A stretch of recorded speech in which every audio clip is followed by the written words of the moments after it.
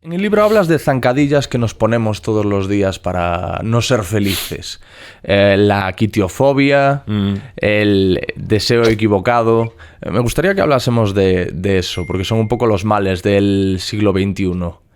Mira, fíjate, nos rodean señales de todo tipo para que busquemos la felicidad.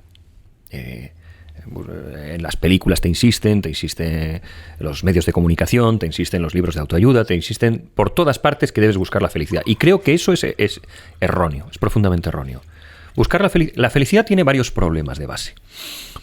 La felicidad no es un lugar en el que puedas vivir, es un sitio que puedes visitar de vez en cuando. Depende fundamentalmente de los demás. Y además es muy personal. No es transferible. Lo que te hace feliz a ti no tiene por qué hacer feliz a otra persona. La felicidad depende de su némesis, de la infelicidad. Sin su existencia no comprendes la otra. Un autor que no recuerdo ahora, pero que está en el libro, describió la felicidad como un gato. A un gato no lo puedes llamar. Un gato viene si les sale de los cojones y si no, no viene. Y ese gato estará contigo proporcionándote ese calor inmediato y luego se irá y te dejará con un frío atroz.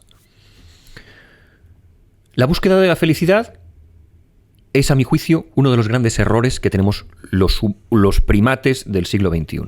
Y deberíamos centrarnos más en buscar lo que buscaban los antiguos griegos, la eudaimonía, el florecimiento. Cuando encuentras ese florecimiento que depende de la ataraxia, de la calma, de la tranquilidad, de la serenidad que te proporciona una vida bien vivida, te das cuenta de que ese sí es un lugar en el que puedes quedarte a vivir. Ese sí es un lugar que no depende de elementos externos, sino de ti mismo. Ese sí es un lugar que puedes transmitir a los demás. Es un lugar que lo puedes llamar y lo puedes conquistar siguiendo una serie de... empleando una serie de herramientas que ya nos regalaron los propios filósofos griegos en sus artes de vida. Entonces, buscar ese florecimiento es como podar un jardín que ya está ahí para que produzca las flores más hermosas y en el que vivir de un modo más confortable. Creo que esa sí es la inversión que tienes que hacer. Y es el hincapié en el que hago en el libro. Esa es la inversión que tienes que hacer en tu vida. No buscar la felicidad, que al fin y al cabo viene, se va, es caprichosa y depende en gran medida de la famosa diosa Tique, de la fortuna.